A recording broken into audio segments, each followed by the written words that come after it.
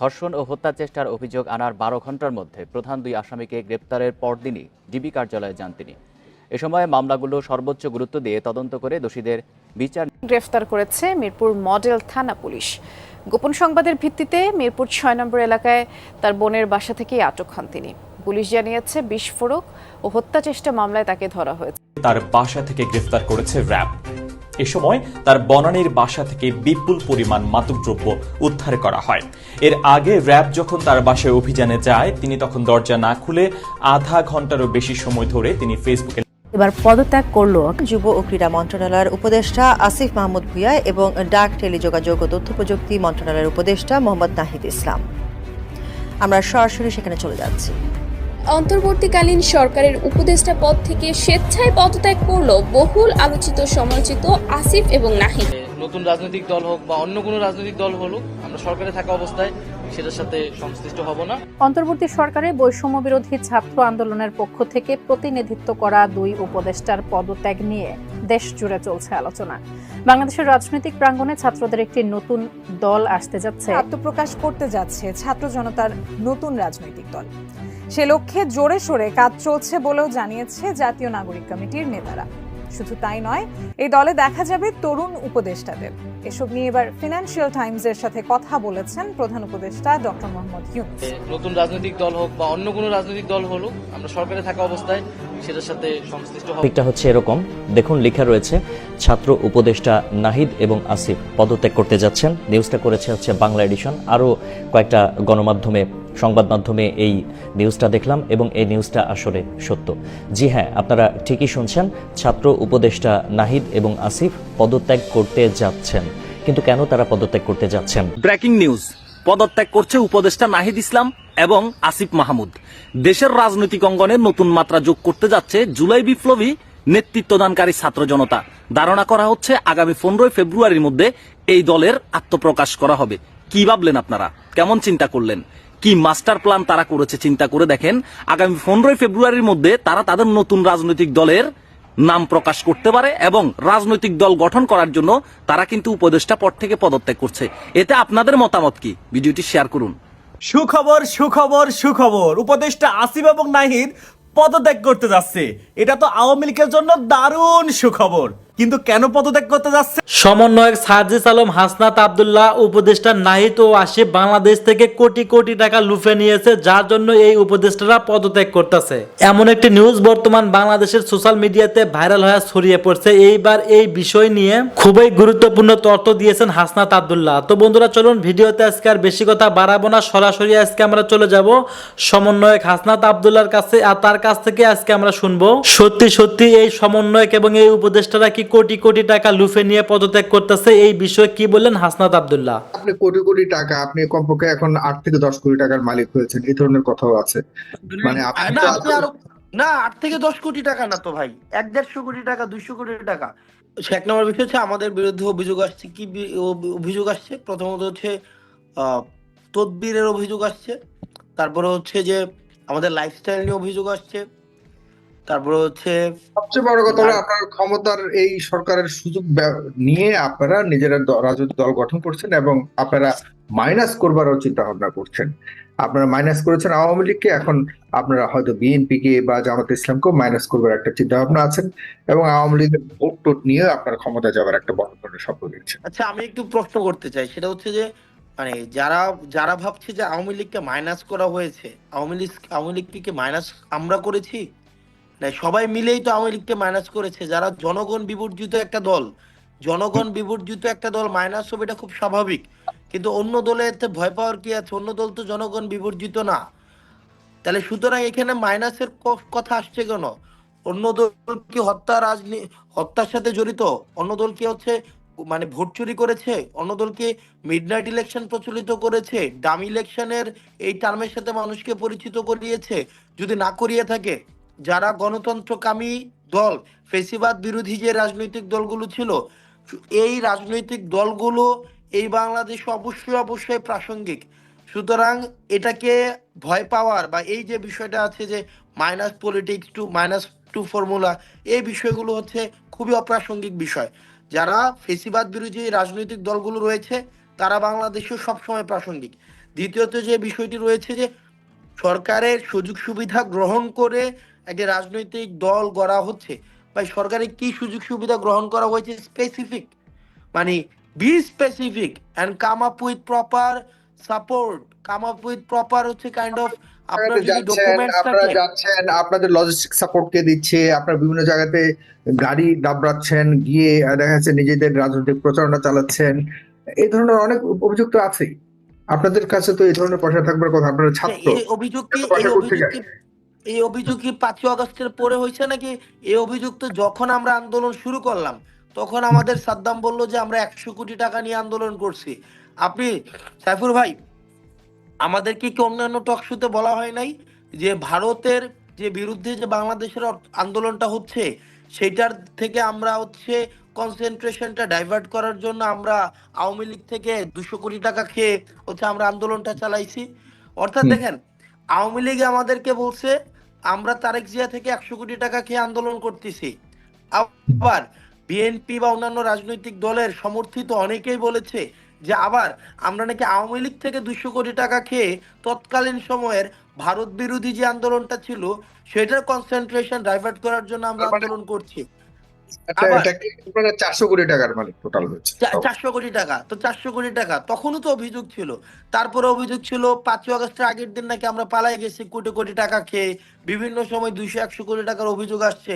তো আমি দেখলাম আমার সব মিলে হচ্ছে আমার বাপ দাদা সব মিলায়া একদম আমার নিজের ইনকাম টিনকাম সব মিলে হচ্ছে 1.5 কোটি টাকার বেশি হবে না, মানে একদম সব কিছু মিলায়া, মানে স্থাবর অস্থাবর সম্পত্তি, আমার নিজের অর্জিত আয়, আমার স্ত্রী, আমার মা, আমার হচ্ছে বাবার জায়গা জমি সব মিলায়া 1.5 কোটি টাকার বেশি হওয়ার সম্ভাবনাই নাই।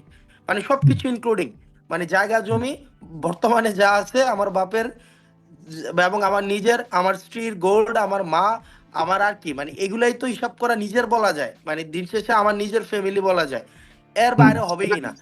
দিয়ে তো আর আপনি কোটি কোটি টাকা, আপনি কমপক্ষে এখন 8 থেকে 10 কোটি টাকার মালিক হয়েছেন, এই ধরনের কথাও আছে। মানে আপনি না তো আপনি আরো, না 8 থেকে 10 কোটি টাকা না তো ভাই, 1-150 কোটি টাকা, 200 কোটি টাকা। আমরা তো নাকি একটা ডিসি নিয়োগ দিয়ে আমরা নাকি 20 কোটি টাকা কামাই, এরকমও তো আসছে। আপনার 8-10 কোটি টাকা তো এটা কম বলতেছেন। সাইফুল ভাই, আমি ইন্টারাপ্ট করি। আমি তো মনে করি বিএনপি হাসনাতকে একটা জিপ দেওয়া উচিত, জামাত একটা জিপ দেওয়া উচিত, বাম দল মিলিয়ে একটা জিপ দেওয়া উচিত। যে যে এখনো তো আরো আওয়ামী লীগের যে 4 বছর ছিল, এই 4 বছর তো তারা কারাগারে থাকতো। তো এই কারাগার থেকে মুক্ত করার জন্য ওদের সবারই তো আমার মনে হয় রাজনৈতিক দলগুলোই তো ট্রান্সপোর্ট দেওয়া উচিত। হ্যাঁ, পাশাপাশি আপনারা কেন বিএনপি কে টার্গেট কেন করছেন? বিএনপি কে অনেকে মনে করছে যে বিএনপি কে টার্গেট করে আপনারা বিএনপির বিভিন্ন কার্যক্রমের বিরুদ্ধে আপনারা কথা বলছেন, এই ধরনের একটা রাজনৈতিক হোক আর অন্যভাবে হোক আপনারা একটা কোণঠাসা করবার চেষ্টা করে যাচ্ছেন। আমরা বিএনপি কে টার্গেট করছি না, আমরা টার্গেট করছি বা আমাদের টার্গেট সবসময় তারা হবে যারা এন্টি বাংলাদেশ, এন্টি বাংলাদেশ কোনো একটা অবস্থান নিবে, প্রো ইন্ডিয়ান কোনো অবস্থান নিবে, আমাদের দেশের যে মূল্যবোধ বিরোধী কোনো ধরনের স্ট্যান্ড নেবে, আমাদের তাদের বিরুদ্ধে আমাদের অবস্থান প্রতি থাকবে। এখন যা হচ্ছে, বিএনপি তো অ্যান্টি বাংলাদেশ নয়, বিএনপি তো এই আন্দোলনে সরাসরি সম্পৃক্ত। বিএনপি, জামাত ইসলামী আন্দোলন, তারা তো এই আন্দোলনের সমানভাবেই অংশীদারিত্ব রয়েছে। আপনাদের আমরা কি বিএনপির বিরুদ্ধে কি কোনো স্ট্যান্ড নিয়েছি কিনা আমি জানি না, তো আমরা তো বিএনপির বিরুদ্ধে কোনো স্ট্যান্ড নেই নাই, বরং এই সংস্কারের বিরুদ্ধে যারা অবস্থান নিয়েছে, আবার ক্ষমতা যাওয়ার জন্য হয়তো ভারতমুখী যারা হচ্ছে জনতামুখী না হয়ে এই সংস্কার বিমুখ হচ্ছে, আমরা তাদের প্রতি আমাদের অবস্থান থাকবে। এখন এটা কি বিএনপি করেছে কিনা আমার তো জানা না এটা বিএনপি করেছে। যদি বিএনপি করে থাকে বা যে দলই করুক না কেন, ব্যাপারটা এমন না তো যারা এতদিন মজলুম ছিল তারা যে জালিম হয়ে উঠবে না এর তো নিশ্চয়তা নাই, আবার আমি যে আবার ফেসিস্ট হয়ে উঠবো না তার তো নিশ্চয়তা নাই। এটা তো কোনো স্থায়ী কোনো উৎখাত নাই, এটা একটা কন্টিনিউয়াস একটা প্রসেস। সুতরাং আমাদের এই যে লড়াই, আমাদের যে বিরোধিতা, ফেসিবাদের বিরুদ্ধে যে আমাদের এই যে বিরোধিতা, এটা যেই হতে চাইবে তার বিরুদ্ধে তো আমাদের অবস্থান থাকবেই। এখন এটা কে করছে, কারা করছে, যে করে থাকে তাদের বিরুদ্ধে আমাদের অবস্থান অবশ্যই থাকবে। জি, আওয়ামী লীগের প্রতি আপনাদের কি বার্তা, এই যে তারা যে ঘোষণাটা দিল? আওয়ামী লীগের প্রতি আমাদের আচরণ খুব সিম্পলি, আওয়ামী লীগের প্রতি আমাদের আচরণ ঠিক তেমনই হবে যেমন আচরণ 5ই আগস্ট না হলে আওয়ামী লীগ আমাদের প্রতি করত। সিম্পল, আওয়ামী লীগের প্রতি আমাদের আচরণটা ঠিক তেমন হবে। এবার আসেন, আওয়ামী লীগ পলিটিক্যালি ফাংশন করবে কি করবে না এটা তখনই সিদ্ধান্ত হবে যখন আওয়ামী লীগের বিচার নিশ্চিত করা হবে। আওয়ামী লীগের কত লেয়ারে আপনি বিচার করতে পারবেন? গণতন্ত্র হত্যার জন্য আওয়ামী লীগকে বিচার নিশ্চিত করতে পারবেন, এই যে গণহত্যার জন্য আওয়ামী লীগকে বিচার নিশ্চিত করতে পারবেন, আওয়ামী লীগকে মানুষের এই যে বাক স্বাধীনতাকে হরণ করার জন্য আওয়ামী লীগকে বিচার নিশ্চিত করতে পারবেন, শত শত কোটি কোটি টাকা হচ্ছে বিদেশে যে পাচার করেছে সেগুলোর জন্য আওয়ামী লীগের বিচার হইতে হবে। অ্যাজ এ পার্টি হিসেবে আওয়ামী লীগের বিচার হইতে হবে। আওয়ামী লীগের আগে বিচার হওয়ার পরে আওয়ামী লীগ পলিটিক্যালি ফাংশন করবে কি করবে না, একটা মানবতা বিরোধী এই যে দলটা পলিটিক্যালি ফাংশন করবে কি করবে না, তখন সে বিষয়ে সিদ্ধান্ত আসবে। কিন্তু এর পূর্বেই, বিচারের পূর্বেই যারা আওয়ামী লীগ পলিটিক্যালি ফাংশন করবে কি করবে না সেটি নিয়ে আলোচনা করতে চায়, তাদেরকে আমরা সন্দেহের চোখে দেখি। তাদেরকে আমরা ওইটাই দেখি, তারা আওয়ামী লীগের ভোট ব্যাংকে ক্যাশ করতে চায়, তারা আওয়ামী লীগের ব্যবসাগুলোকে দখল করতে চায়।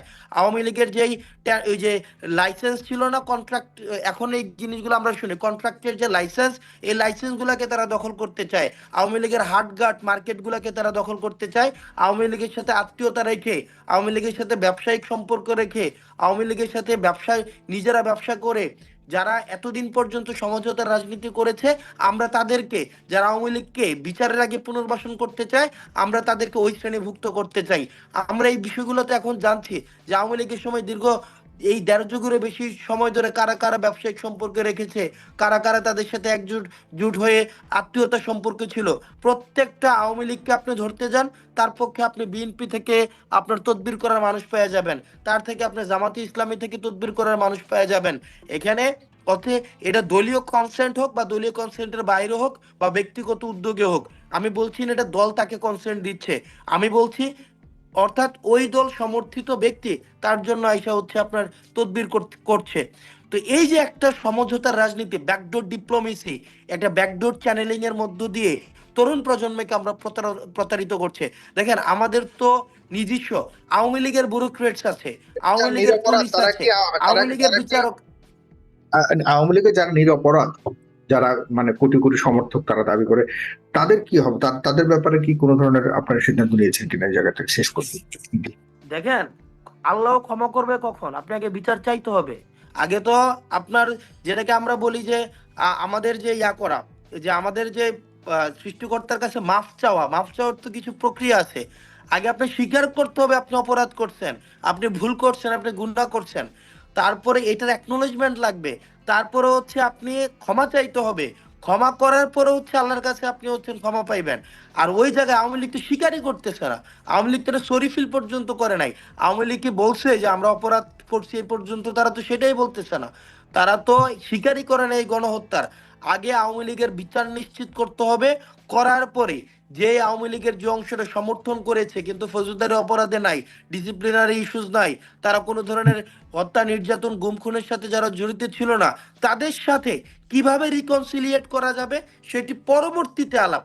কিন্তু আপনি বিচারের আগে যখন ওই আলাপটা নিয়ে আসে যারা, তাদেরকে আমরা মনে করছি তারা আওয়ামী লীগকে পুনর্বাসন করতে চাচ্ছে বিচারটাকে বাদ দিয়ে, এবং আওয়ামী লীগের ভোট ব্যাংকে ক্যাশ করতে চাচ্ছে, ব্যবসাকে। আন্তর্জাতিক মহল বুঝে গেছে বিএনপি বিশেষ সুবিধা চায়। ইন্টারন্যাশনাল বিভিন্ন গবেষণা সংস্থার রিপোর্টেও বিএনপির যে দুর্বিসন্ধি চেষ্টা, জনগণের সুষ্ঠু ভোটে বিএনপির আস্থা নেই, বিশেষ সুবিধা চায়, এটা কিন্তু উঠে এসেছে। আমি আপনাদেরকে দেখাবো। একই সাথে ডক্টর ইউনূস সরকারকে দুর্বল করতে বিএনপির যে চেষ্টা, সেটাও সম্ভবত সফল হচ্ছে না। ডক্টর ইউনূস সরকার সফলভাবে এগিয়ে যাবে বলে আমরা আশা প্রকাশ করছি এবং আন্তর্জাতিক বিভিন্ন গ্রুপ আশা প্রকাশ করছে। এটা ডক্টর ইউনূস সরকারকে একটা নতুন ডাইমেনশন দেবে, তাদের আত্মবিশ্বাস বাড়াবে। দর্শক, ইউ ওয়াচ লিস্টে বাংলাদেশে অন্তর্বর্তী সরকারের হানিমুন পিরিয়ড শেষ। ইন্টারন্যাশনাল ক্রাইসিস গ্রুপ আইসিজি বলছে বাংলাদেশের অন্তর্বর্তী সরকারের জন্য হানিমুন পিরিয়ড এখন ভালোভাবেই এবং সত্যি শেষ হয়ে গেছে। ঠিক আছে, হানিমুন পিরিয়ড শেষ হয়েছে ভালোভাবে, এটা তো ভালো। এরপর এখন আসল কাজ শুরু, আসল কাজ করবে। এর মানে সরকার ঠিক আছে। তবে হ্যাঁ, সরকারের চ্যালেঞ্জগুলো কি, চ্যালেঞ্জ বেড়ে গিয়েছে, এই জিনিসটা হিট করেছে। এখানে একটা গুরুত্বপূর্ণ বিষয় উঠে এসেছে, এটা আপনাদেরকে দেখাবো। ইন্টারন্যাশনাল ক্রাইসিস গ্রুপ, এই যে হানিমুন পিরিয়ড শেষ হয়েছে, এটা সরকার স্টেবল আছে, ভালো আছে, এখন পর্যন্ত সফল তার সার্টিফিকেট এই ক্রাইসিস গ্রুপের পক্ষ থেকে। ইন্টারন্যাশনাল ক্রাইসিস গ্রুপ আইসিজি বলছে বাংলাদেশ অন্তর্বর্তীকালীন সরকারের জন্য হানিমুন পিরিয়ড এখন ভালোভাবে এবং সত্যি শেষ হয়ে গেছে। রাজনৈতিক দলগুলো এবং অন্যান্য মূল খেলোয়াড়রা নির্বাচনী সুবিধার জন্য সংস্কার নিয়ে আলোচনা দৌড়ঝাঁপ করায় এবছর রাজনৈতিক চ্যালেঞ্জ আরো বাড়তে পারে। হ্যাঁ, হানিমুন পিরিয়ড শেষ, সরকারের মূল কাজ শুরু, চ্যালেঞ্জ বাড়বে, এটা তো গুড। ডক্টর ইউনূস তো চ্যালেঞ্জ নিতে পছন্দ করেন। কিন্তু একটা নতুন ডাইমেনশন, একটা বিষয়, এই যে বললাম না যে আপনারা শুনেছেন আসিফ নাহিদ পদত্যাগ করবে, হ্যাঁ এটা প্রাথমিকভাবে এরকম সিদ্ধান্ত হয়েছিল, আমি যাচাই করেছিলাম, কিন্তু পরে আবার মেকআপ না করে পদত্যাগ করবে না এরকম একটা সিদ্ধান্ত হয়েছে। মানে নতুন ডাইমেনশন, আরো স্টেবল হবে সরকার। রাজনৈতিক দলগুলো এবং অন্যান্য মূল খেলোয়াড় নির্বাচনী সুবিধার জন্য কাজ করছে, এটা একটা ইম্পর্টেন্ট। এর মানে নির্বাচনী সুবিধার জন্য কাজ করছে রাজনৈতিক দল। পরে রাজনৈতিক দলগুলোর মধ্যে নির্বাচনী সুবিধার জন্য কাজ করছে কারা? সবার উপরে নাম আসবে বিএনপি। এর মানে বিএনপি বিশেষ সুবিধা নিতে চায়, এটা এই ইন্টারন্যাশনাল ক্রাইসিস গ্রুপের রিপোর্টে উঠে এসেছে। বিএনপি নির্বাচনী বিশেষ সুবিধা নিতে চায়। সংস্কার প্রশ্ন নিয়ে এই কারণে তারা নানান ধোঁয়াশা তৈরি করছে, নির্বাচনী বিশেষ সুবিধা চায়। আই রিপিট, বিএনপি নির্বাচনী বিশেষ সুবিধার চেষ্টা করছে, এটা আন্তর্জাতিকভাবে এখন স্বীকৃত হচ্ছে। প্রতি বছর আইসিজি একটি ইউ ওয়াচ লিস্ট প্রকাশ করে। গত বৃহস্পতিবার 30 জানুয়ারি প্রকাশিত সর্বশেষ নজরদারি তালিকায় বাংলাদেশের পাশাপাশি মালদোভা, কলম্বিয়া, উত্তর Korea, Sudan, Great Lakes, Ukraine, Syria, Israel, ফিলিস্তিন, ইরানের নাম উঠেছে। দেখেন, এই ওয়াচ লিস্টে থাকা এটাও আন্তর্জাতিক সম্প্রদায়ের নজরে আছে এবং নানা সহায়তা পেতে পারে। আমি ইউরোপিয়ানের পক্ষ থেকে তো নানান সহায়তার কথা অলরেডি বলা হয়েছে। এটা ডক্টর ইউনূস সরকারকে আরো শক্তিশালী করবে। এখানে বিএনপির অপতৎপরতা সফল যাতে না হয় সেজন্য এই ধরনের রিপোর্ট ভূমিকা পালন করবে। বিএনপির মুখোশ স্পষ্ট হয়ে যাচ্ছে। Bangladesh the ডিলেমাস of Democratic transition শীর্ষক প্রতিবেদনে আরো বলা হয়েছে, হাসিনা পতনের পরেই অন্তর্বর্তীকালীন সরকার যে বিপুল সমর্থন পেয়েছে তা কমতে শুরু। এটা তো সত্য, এটা তো কমবেই। ইউনূস সরকার এখন সুনির্দিষ্ট ফলাফল দেওয়ার জন্য চাপের মুখোমুখি। চাপটা দিচ্ছে কারা? বিএনপি, আওয়ামী লীগ। তারা সরকার শুধু অন্যান্য রাজনৈতিক শক্তির সঙ্গে বিভেদ ঠেকাতে হিমশিম খাচ্ছে তাই নয়, দৈনন্দিন ব্যবস্থাপনা নিয়েও জনগণের সমালোচনা করবে। এটা একেবারেই সত্য কথা, সত্য রিপোর্ট, আমরা এটা স্বীকার করছি। প্রতিবেদনে বলা হয়, আগামী বছর বিরোধী দল, ছাত্রনেতা, ইসলামপন্থী দলগুলো এবং অন্যান্য গুরুত্বপূর্ণ খেলোয়াড়রা নির্বাচনী সুবিধা পাওয়ার জন্য দৌড়ঝাঁপ করার জন্য চ্যালেঞ্জ আরো বাড়বে। নির্বাচনী সুবিধা পাওয়ার জন্য দৌড়ঝাঁপ বাড়বে। এখন নির্বাচনী সুবিধা পাওয়ার জন্য বিএনপি দৌড়ঝাঁপ করবে, এই তো। আরো অনেকের কথা বলা হয়েছে, আমি এখানে বিএনপিটা হাইলাইট করেছি। বিএনপি নির্বাচনী সুবিধা পেতে চায়, একেবারে লেভেল প্লেইং ফিল্ড অনুযায়ী পুরোপুরি ফেয়ার ইলেকশন সে কথা কিন্তু না, নির্বাচনী সুবিধা পাওয়ার জন্য দৌড়ঝাঁপ করছে। এতে প্রতিবেশী ভারতের সঙ্গে সরকারের টানাপোড়েনের কথা উল্লেখ করা হয়েছে, যারা শেষ পর্যন্ত হাসিনা সরকারকে দৃঢ়ভাবে সমর্থন করেছে। এই টানাপোড়েনকে স্থিতিশীলতা বজায় রাখার ক্ষেত্রে একটি বাধা হিসেবে উপস্থাপন করা হয়েছে। এদিকে যুদ্ধবিধ্বস্ত মিয়ানমার সীমান্তে অস্থিতিশীলতা মোকাবেলার পাশাপাশি 10 লাখের বেশি রোহিঙ্গা শরণার্থীদের ব্যবস্থাপনার দায়িত্ব অন্তর্বর্তী সরকারের উপর ন্যস্ত। ক্রাইসিস গ্রুপে মিয়ানমার ও বাংলাদেশ বিষয়ক সিনিয়র কনসালটেন্ট থমাস কিন বলেন, সাবেক প্রধানমন্ত্রী শেখ হাসিনার অব্যবস্থাপনা উত্তরাধিকার হিসেবে পরিচিত দ্রব্যমূল্যের ঊর্ধ্বগতি নিয়েও অন্তর্বর্তী সরকারের চাপের মধ্যে আছে। দেখেন, এই যে অন্তর্বর্তী সরকারের যে কিছু দুর্বলতা, এটা কিন্তু হাসিনা সরকারের সৃষ্ট। মানে এই রিপোর্টে ডক্টর ইউনূস সরকারের স্থিতিশীলতার দিকে ইঙ্গিত করা হয়েছে এবং যে শর্টকামিংস গুলো আছে এটা কারণটা সুন্দরভাবে তুলে ধরা হয়েছে এবং বিএনপির যে দুর্বিসন্ধি সরাসরি নাম উল্লেখ না করলেও সেদিকে ইঙ্গিত দেওয়া হয়েছে। সামনে জাতীয় রাজনৈতিক ব্যবস্থাকে ঢেলে সাজানো এবং আরো অন্তর্বর্তীমূলক জবাবদিহিমূলক করার বিরল সুযোগ রয়েছে। এ লক্ষ্যে সংস্কার কমিশন গত শত শত প্রস্তাব নিয়ে প্রতিবেদন দিতে শুরু করে। দেখেন, এই যে সংস্কার কমিশনকেও কিন্তু ইতিবাচক ভাবে দেখেছে, আর বিএনপি সংস্কার ঠেকিয়ে দিতে চায়। নির্বাচন ইস্যুতে কিন বলেন, সংস্কার প্রক্রিয়াকে সমর্থন করতে এবং অন্তর্বর্তী সরকার যাতে বাংলাদেশে একটি জাতীয় নির্বাচনের পর্যন্ত নিয়ে যেতে পারে তা নিশ্চিত করতে বিদেশি অংশীদারদের বাগাড়ম্বর কারিগরি ও অর্থনৈতিক গুরুত্বপূর্ণ ভূমিকা পালন করতে হবে। এটার অর্থ হচ্ছে ডক্টর ইউনূস সরকারকে পাশে থাকার সাজেস্ট করছেন, পলিসি প্রেসক্রাইব করছেন ইন্টারন্যাশনাল ক্রাইসিস গ্রুপ অতীতে অনেক প্রেডিকশন করেছে, সেটা সঠিক হয়েছে এবং তারা অত্যন্ত সুন্দরভাবে পলিসি প্রেসক্রাইব করতে পারেন যেগুলো প্র্যাগম্যাটিক। দেশে গণতান্ত্রিক রূপান্তরকে সমর্থন করার জন্য ইইউ এবং এই সদস্য দেশগুলো কি পদক্ষেপ নিতে পারে এ বিষয়ে তুলে ধরেছে ক্রাইসিস গ্রুপ। তো এই যে প্রেসক্রিপশনগুলো, এগুলোর মধ্য দিয়ে ডক্টর ইউনূস সরকার আরো শক্তিশালী হবে বলে আমরা বিশ্বাস করি এবং বিএনপির দুর্বিসন্ধি শুধু দেশের মানুষের সামনে নয়, বিশ্বব্যাপী উন্মোচিত হচ্ছে। ছাত্ররা দল গঠন করতে যাচ্ছে, সেই দলের প্রধানকে এই প্রসঙ্গটি নিয়ে কথা বলবো। ছাত্ররা যে দল গঠন করতে যাচ্ছে এটি চারিদিকে হই হই রই রই পড়ে গেছে এমনটা। যেমন গতকাল বৃহস্পতিবার একটি লিখিত ভাষ্য প্রকাশিত হয়েছে মোহাম্মদ ইউনূসের, প্রধান উপদেষ্টা মোহাম্মদ ইউনূসের। তিনি সম্প্রতি সুইজারল্যান্ডের দাভোস সফর করেছেন ওয়ার্ল্ড ইকোনমিক ফোরামের সম্মেলন উপলক্ষে। সেই সম্মেলনে গিয়ে তিনি ব্রিটিশ গণমাধ্যম দ্য ফিনান্সিয়াল টাইমসের একটি পডকাস্টে অংশ নিয়ে সেখানেও তিনি বলেছেন যে ছাত্ররা দল গঠন করবে।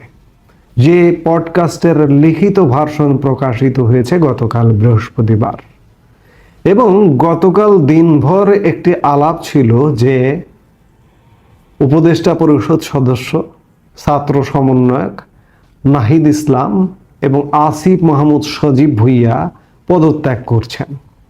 এবং গতকালকের একটি পত্রিকা আমার দেশ, দৈনিক আমার দেশ, এমন খবরও দিয়েছে, কারণ দলটি আসছে আগামী 15 ফেব্রুয়ারির মধ্যে আমার দেশের ভাষ্য অনুযায়ী, যার দরুন তারা 15 ফেব্রুয়ারির আগেই পদত্যাগ করবেন। এছাড়া আরেকজন ছাত্র সমন্বয়কদের মধ্য থেকে উপদেষ্টা মাহফুজ আলম, তিনি আরো কিছুদিন থাকবেন উপদেষ্টা পরিষদে, তিনি জুন নাগাদ পদত্যাগ করবেন, এমনটাই বলেছে, এমনটাই খবর দিয়েছে দৈনিক আমার দেশ। ছাত্ররা যে একটি দল আনছে এটি ক্রিস্টাল ক্লিয়ার, এটি পরিষ্কার, কারণ মোহাম্মদ ইউনূসও বলছেন যে ছাত্ররা দল গঠন করবে। এখন প্রশ্ন হচ্ছে যে আমি প্রশ্ন করতে চাই যে ছাত্ররা দল গঠন করবে, ছাত্ররা আগামীতে নিশ্চয়ই ছাত্ররা নির্বাচন করবে, নির্বাচন করে তারা ক্ষমতার মসনদে বসতে চাইবে। এই ক্ষমতার মসনদে বসতে গেলে একজন প্রধান লাগে, দলের প্রধান কিংবা একজন প্রধানমন্ত্রিত্বের মতো জায়গায় বসতে হয়। সেই প্রধানমন্ত্রিত্ব বা দলীয় প্রধান কে হতে যাচ্ছেন, এটি কি ছাত্ররাই হবে? কারণ তারা তো রাজনৈতিক দলের মূল উদ্দেশ্য কি? আমি রাজনীতি বিজ্ঞানের ছাত্র হিসেবে যেটি বুঝি যে চূড়ান্ত উদ্দেশ্য ক্ষমতা, রাষ্ট্র ক্ষমতায় আরোহণ করা। ছাত্রদের রাজনৈতিক দলেরও সেটি উদ্দেশ্য, চূড়ান্ত উদ্দেশ্য যে রাষ্ট্র ক্ষমতায় আরোহণ করবে। সেক্ষেত্রে রাষ্ট্র ক্ষমতায় আরোহণ করলে ছাত্রদের মধ্য থেকে কি প্রধানমন্ত্রী হবে? আমি মনে করছি না যে ছাত্রদের মধ্য থেকেই প্রধানমন্ত্রী হবে। তাদের ফার্স্ট চয়েস কে থাকতে পারেন? মোহাম্মদ ইউনূস কি থাকতে পারেন? মোহাম্মদ ইউনূস বয়স বিবেচনায় তিনি হয়তো নাও থাকতে পারেন, কারণ মোহাম্মদ ইউনূস এর আগেও রাজনৈতিক দল গঠন করবার একটা চেষ্টা কিন্তু করেছিলেন 1/11 সময়কালে। সেই চেষ্টায় তিনি ব্যর্থ হয়ে বিদেশে চলে গিয়েছিলেন। আর মনে হয় না, যে মনে করছি না যে মোহাম্মদ ইউনূস আবার সেই প্রক্রিয়ায় আসবেন। তবে মোহাম্মদ ইউনূস সব ধরনের সহযোগিতা, পৃষ্ঠপোষকতা ছাত্রদেরকে দেবেন, কারণ মোহাম্মদ ইউনূস তার বক্তব্যে বারবার বলেন যে ছাত্ররাই আমাকে দায়িত্ব দিয়েছে, ছাত্ররাই আমার নিয়োগকর্তা, সেই নিয়োগকর্তাদের নিশ্চয়ই তিনি সুবিধা দেবেন। যার কারণে আন্তর্জাতিক গণমাধ্যম ফিনান্সিয়াল টাইমসকেও তিনি বলছেন যে ছাত্ররা দল গঠন করবে। এখন প্রশ্ন হচ্ছে যে এই দলের প্রধান কে হচ্ছেন? দ্বিতীয় প্রধান, সাধারণ সম্পাদক বলি বা আহ্বায়ক কমিটি করার কথা বলছে আমার দেশ। আহ্বায়ক কমিটি করলে সদস্য সচিব কে হবে সেটিরও নাম ঘোষণা করে দিয়েছে আমার দেশ, নাহিদ ইসলামের কথা বলেছে। কিন্তু প্রথমে নাকি এটি আহ্বায়ক কমিটি হবে। আহ্বায়ক কে হবে? ছাত্রদের মধ্য থেকেই নাকি মুরব্বী কেউ আসবে? উপদেষ্টা পরিষদে মুরব্বী আছেন এমন কেউ, যে মুরব্বী পরবর্তীতে পূর্ণাঙ্গ কমিটি হয়ে দলীয় প্রধান বা দলীয় সভাপতি হবে এবং এই সভাপতি নির্বাচনে বিজয় লাভ করে বাংলাদেশের প্রধানমন্ত্রী হবেন। তিনি কে? মোহাম্মদ ইউনূসকে আমি আপাতত বাদ রাখছি। তাহলে কি আসিফ নজরুল? আসিফ নজরুল ছাড়া তো আমি এই মুহূর্তে অন্য কাউকে দেখছি না। কারণ এই যে ছাত্রদের আন্দোলনের নামে যা কিছু হয়েছে আর কি, আর নতুন করে বলতে চাই না, এই সব কিছুর নেপথ্য পরামর্শদাতা বলি, অ্যাডভাইজার বলি, উপদেষ্টা বলি, আসিফ নজরুলকেই আমরা দেখতে পাচ্ছি। তো সেই জায়গায় আমার তো মনে হচ্ছে যে আসিফ নজরুলও রাজনীতিতে আসবেন এবং এই ছাত্রদের দলে, এবং তিনি প্রধানমন্ত্রী হবেন এমন ইচ্ছা থেকে। কিন্তু বাংলাদেশ কি তাকে প্রধানমন্ত্রী করবে কি না, কিংবা ছাত্রদেরকে নির্বাচন করে সংসদে পাঠাবে কি না, এটি তো নিশ্চয়ই বড় প্রশ্ন দেখা দিয়েছে। কারণ বিগত 6 মাসে ছাত্রদের অ্যাক্টিভিটিস নিয়ে বাংলাদেশ সুখী নয়, খুশি নয়। সেই জায়গায় ছাত্ররা নির্বাচন করে নির্বাচিত হয়ে সংসদে আসবেন, কিংবা ছাত্রদের প্রধান নেতা মুরব্বী প্রধানমন্ত্রী হবেন, এটি খানিকটা দূরত্বপূর্ণ আমার কাছে মনে হচ্ছে। হতে পারেন বা হবার একটি প্রচেষ্টা চলবে, কারণ ইউনূস সরকার ক্ষমতায় থেকে যদি নির্বাচন হয়, হবার শতভাগ প্রচেষ্টা চলবে। একটি সাজানো স্ক্রিপ্ট দিয়ে একটি নির্বাচন হবে, একটা ইলেকশন ইঞ্জিনিয়ারিং হবে। ইলেকশন ইঞ্জিনিয়ারিং এর মাধ্যমে তাদের প্রধান শক্তি জামায়াতে ইসলামী এবং ছাত্র শক্তি মিলিয়ে একটি নির্বাচন হবে। নির্বাচন করবার প্রাণান্তকর চেষ্টা ভেতরে ভেতরে সরকার করে যাচ্ছে, কিন্তু বাংলাদেশ কি এই নির্বাচনকে গ্রহণ করবে? আমি বিশ্বাস করি না। তার আগে সেই নির্বাচন করা, কিংবা ছাত্ররা রাজনৈতিক দল আহ্বায়ক, 15 ফেব্রুয়ারির মধ্যে আহ্বায়ক কমিটি আসছে, তারপরে পূর্ণাঙ্গ কমিটি, এগুলো দীর্ঘ সময়ের ব্যাপার। আর এই দীর্ঘ সময় দেবার লক্ষ্যে মোহাম্মদ ইউনূসের সরকার নির্বাচনের দীর্ঘ সময় চাইছেন, সংস্কারের নামে ধোয়া তুলে দীর্ঘ সময় চাইছেন। সেই সময় কি বাংলাদেশ দেবে? বাংলাদেশ দেবে না, আন্তর্জাতিক বিশ্ব দেবে না। তো কাজেই যারা স্বপ্ন দেখছেন যে ছাত্ররা রাজনৈতিক দল করবে, করতে পারেন, করুন। দলীয় প্রধান হবেন মুরব্বীদের মধ্য থেকে কেউ, হতে পারেন, হবেন। কিন্তু নির্বাচন তো হয়ে সংসদে যাবেন কিনা, কিংবা প্রধানমন্ত্রীত্বের স্বপ্ন দেখছেন, প্রধানমন্ত্রী হবেন কিনা, এটি বড় প্রশ্ন। এটি যে হবেন না, সেই প্রেক্ষাপট গত 6 মাসে কিন্তু রচিত হয়ে গেছে। তো সেই জায়গায় ছাত্রদের দল অন্য আর 5টা যে ছোট ছোট রাজনৈতিক দল থাকে না, তেমনটাই হবে বলে বিশ্বাস। সম্প্রতি বিবিসির সঙ্গে বিএনপির মহাসচিব মির্জা ফখরুল ইসলাম আলমগীরের একটি সাক্ষাৎকার নিয়ে খুবই তোলপাড় চলতেছে, এবং এটা নিয়ে বৈষম্য বিরোধী ছাত্র আন্দোলনের সমন্বয়কদের যারা কিছু আছে এখন সরকারের উপদেষ্টা, তাদের সঙ্গে একটা পাল্টা বাদানুবাদ বা একটা বাকযুদ্ধ চলছে। তো মির্জা ফখরুল ইসলাম আলমগীর বলেছেন বিবিসির সঙ্গে যে সরকার নিরপেক্ষ থাকতে না পারলে নিরপেক্ষ সরকারের প্রয়োজন হবে।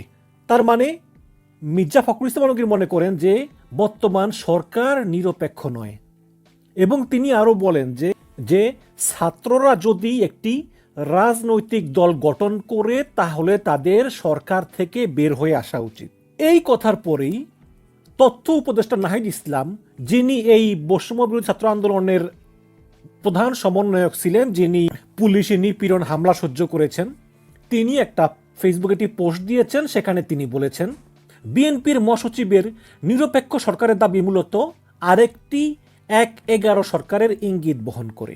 মানে ওই যে ফখরুদ্দিন মঈনুদ্দিনের সেই 1-11 সরকার, 1-11 এর বন্দোবস্ত থেকেই আওয়ামী ফ্যাসিজমের উত্থান ঘটেছিল, বিএনপি মহাসচিবের বক্তব্যের সামনে আরেকটি 111 সরকার, সংসদীয় সংখ্যাগরিষ্ঠতা ও নতজানু পররাষ্ট্রনীতি ধারাবাহিকতা এবং গুম, খুন ও জুলাই হত্যাকাণ্ডের বিচার না হওয়ার আলামত রয়েছে। তারপরে আবার অনেকেই আবার নাহিদ ইসলামের সমালোচনা করে বলেছেন যে নাহিদ ইসলাম যেভাবে বলতেছেন যে 111 সরকার চায় মির্জা ফখরুল ইসলাম আলমগীর, ওবায়দুল কাদেরও কিন্তু ঠিক একইভাবে বলতো। তখন আবার হাসান আব্দুল্লাহ বলেছেন যে নাহিদ ইসলামের সঙ্গে ওবায়দুল কাদেরকে মিলাবেন না। এর ভিতরে আবার সাবেক সরকারের তথ্যমন্ত্রী পলাতক মোহাম্মদ আরাফাত, যিনি গর্তের ভিতর থেকে তিনি বিএনপির সঙ্গে একাত্মতা পোষণ করেছেন।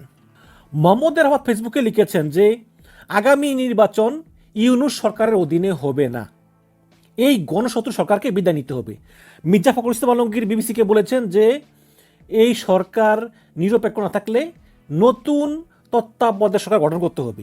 সেই সঙ্গে সুর মিলিয়ে এই পলাতক স্বৈরাচারের মন্ত্রী মোহাম্মদ আরাফাত বলতেছেন যে আগামী নির্বাচন ইউনূসের অবৈধ সরকারের অধীনে হবে না, এই গণশত্রু সরকারকে বিদায় নিতে হবে।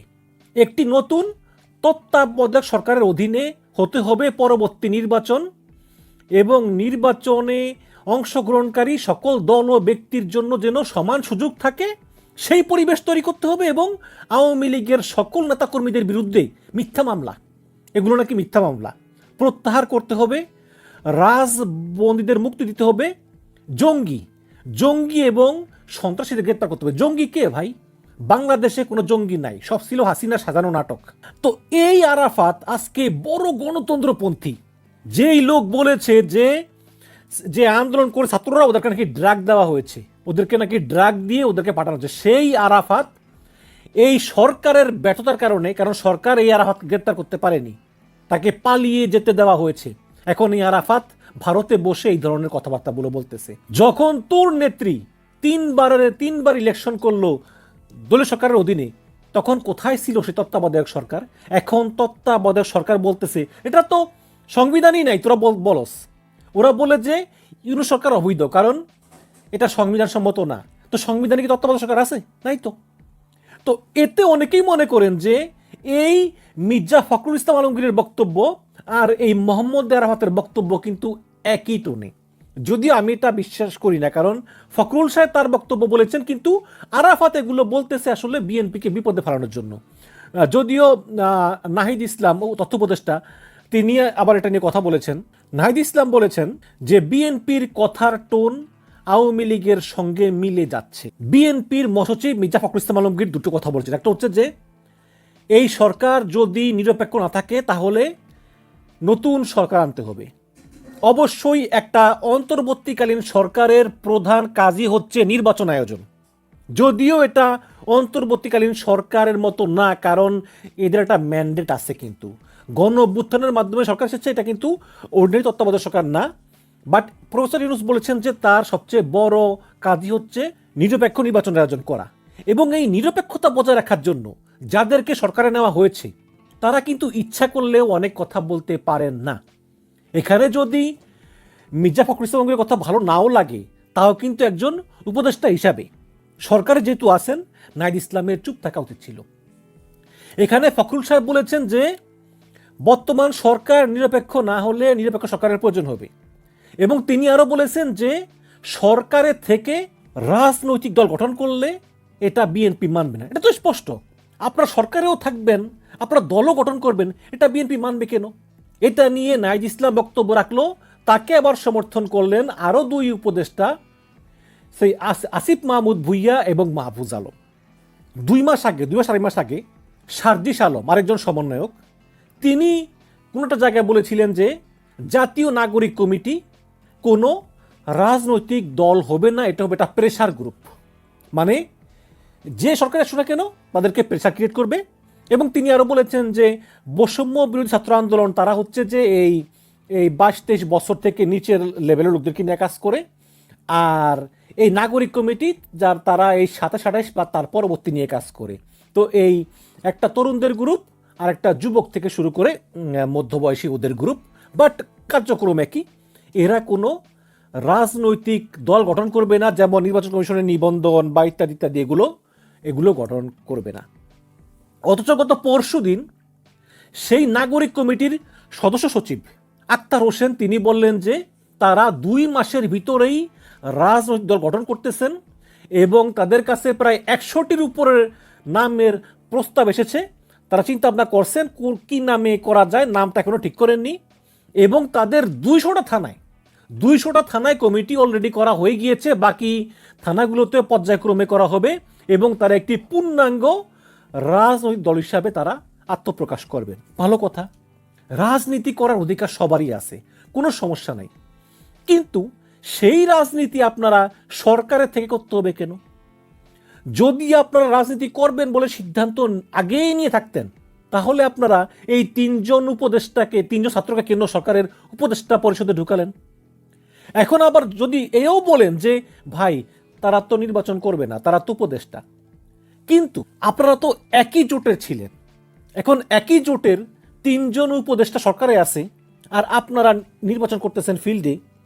এখন যত জায়গায় আপনারা বলেন যে ওরা নিরপেক্ষ, ওরা তো আমাদের সঙ্গে নেই, ওরা সরকারে আছে, এটা পাবলিক বিশ্বাস করবে না তো।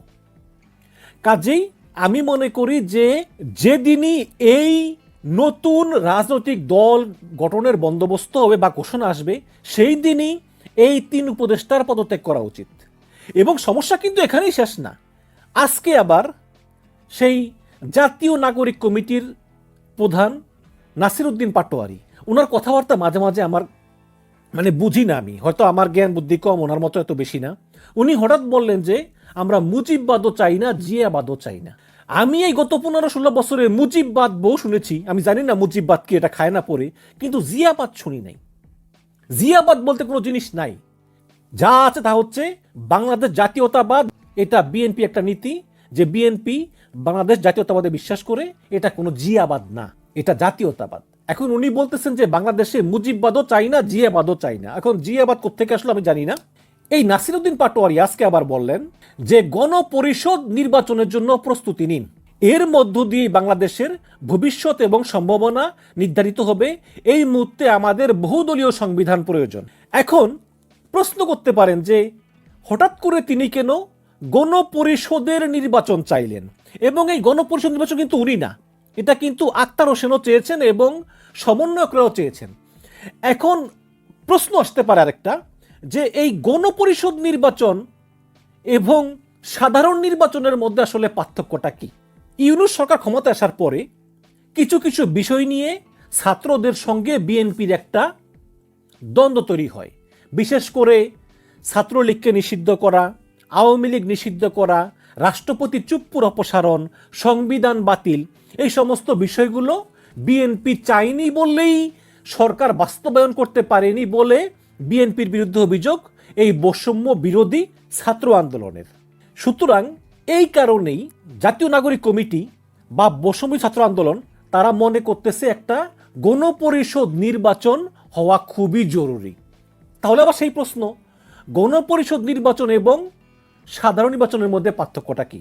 সাধারণ নির্বাচন হচ্ছে, আপনারা সবাই জানেন যে বিভিন্ন রাজনৈতিক দলের ভিতরে নির্বাচন হয়, সেই নির্বাচনে যেই রাজনৈতিক দল সংখ্যাগরিষ্ঠ আসনে জয়ী হয় তারা পরবর্তী 5 বছরের জন্য সরকার গঠন করে এবং 5 বছর পরে আবার সংসদ ভেঙে দিয়ে নতুন একটি সাধারণ নির্বাচন অনুষ্ঠিত হয়। আর গণপরিষদের নির্বাচন হচ্ছে যে যদি রাষ্ট্রের পরিস্থিতি এমন দাঁড়ায় যে রাষ্ট্র সংস্কার করতে হবে, মেরামত করতে হবে, সংবিধান বাতিল করতে হবে বা পুনর্গঠন করতে হবে, তখন এই গণপরিষদ নির্বাচনটা অনুষ্ঠিত হয়। এবং এই গণপরিষদ নির্বাচনে যেই দলের লোকজন বিজয়ী হয় তারা সংসদে যুক্তি তর্ক বাহাসের মাধ্যমে তারা একটা ঐক্যমত্যে পৌঁছায় যে আমাদের দেশ এইভাবে চলবে, এই পদ্ধতিতে চলবে, সংবিধানে এই লেখা থাকবে।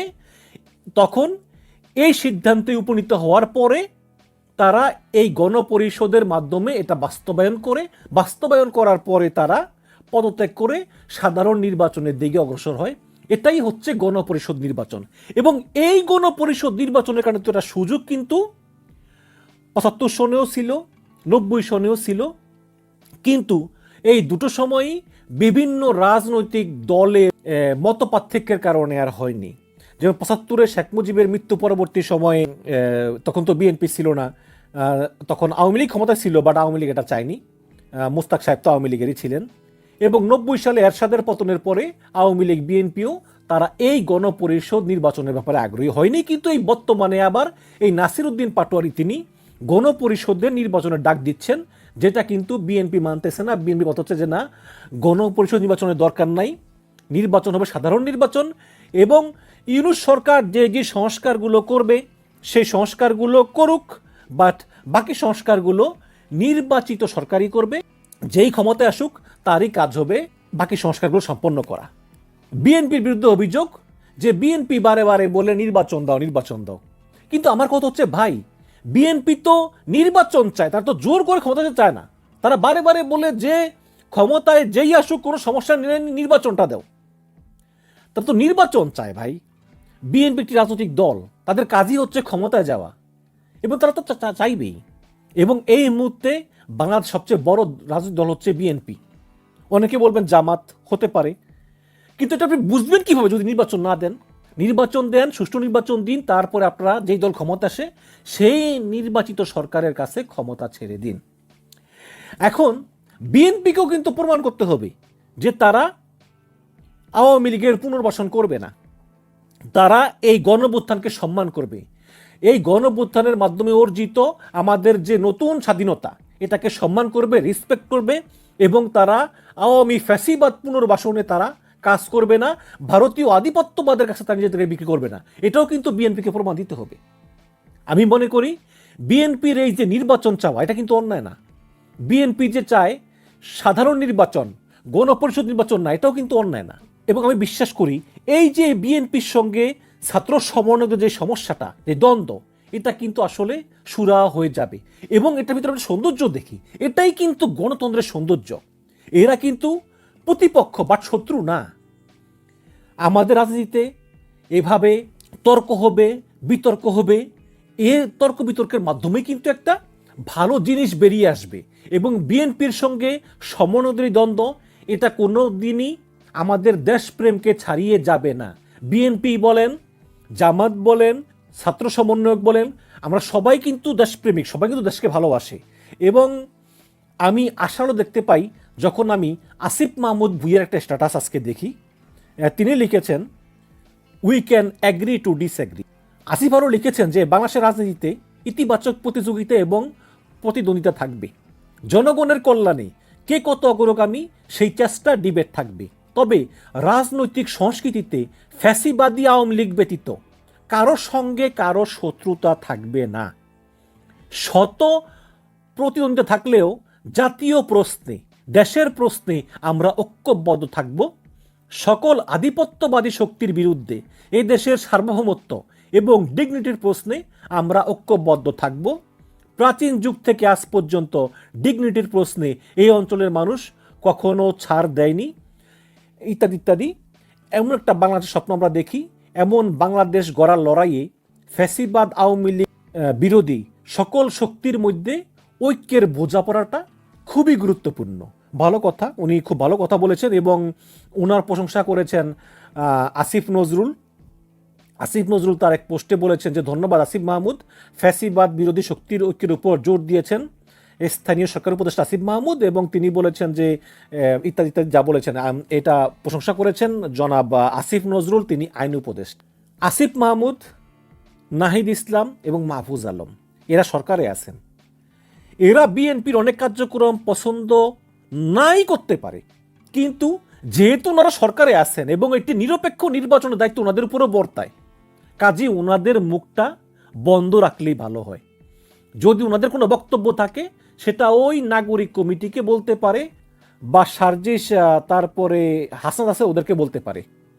এবং জাতীয় নাগরিক কমিটি যখনই কোনো রাজনৈতিক দল প্রতিষ্ঠা করবে তখনই সঙ্গে সঙ্গে এই 3 উপদেষ্টার সরকার থেকে পদত্যাগ করা উচিত। যদিও ইউনূস সরকার কি করে আমি জানি না, কারণ উনি বারে বারে বলতেছেন যে এই ছাত্ররাই ওনাকে নিয়োগ দিয়েছে, এখন নিয়োগকর্তাকে উনি বাদ দিবেন কিভাবে। কিন্তু আমি মনে করি যে আজকে মির্জা ফখরুল ইসলামকে যে কথা বললেন যে যদি এই সরকার নিরপেক্ষতা প্রমাণ করতে না পারে তাহলে নির্বাচন করার জন্য নিরপেক্ষ সরকারের প্রয়োজন হবে। আপনি মির্জা ফখরুল সাহেবের কথাকে অপছন্দ করতেই পারেন, কিন্তু এখন আওয়ামী লীগ নাই, বিএনপি এবং জামাত দুইটা প্রধান দল।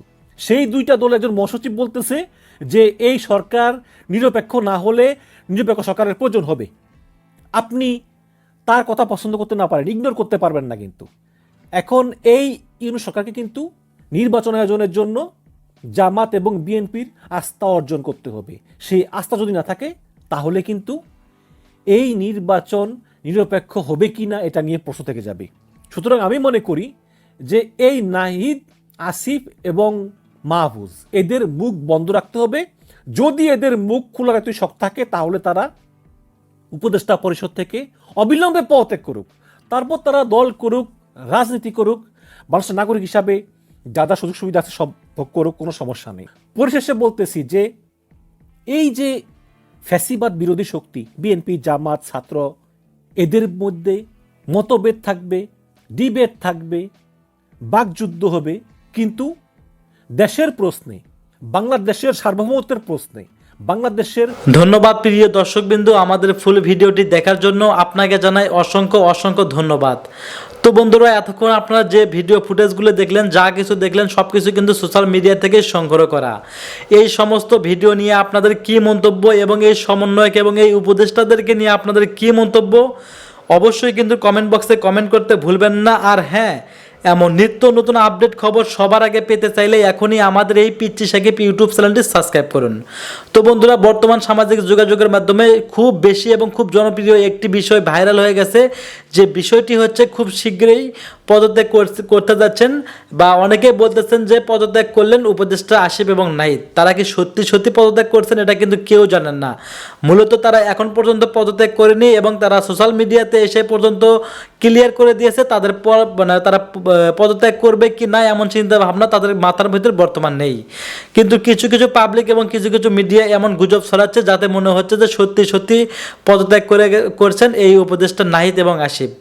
তো বন্ধুরা, এমন নিত্য নতুন আপডেট খবর সবার আগে পেতে চাইলে এখনই আমাদের এই পিচ্চি সাকিব ইউটিউব চ্যানেলটি সাবস্ক্রাইব করুন।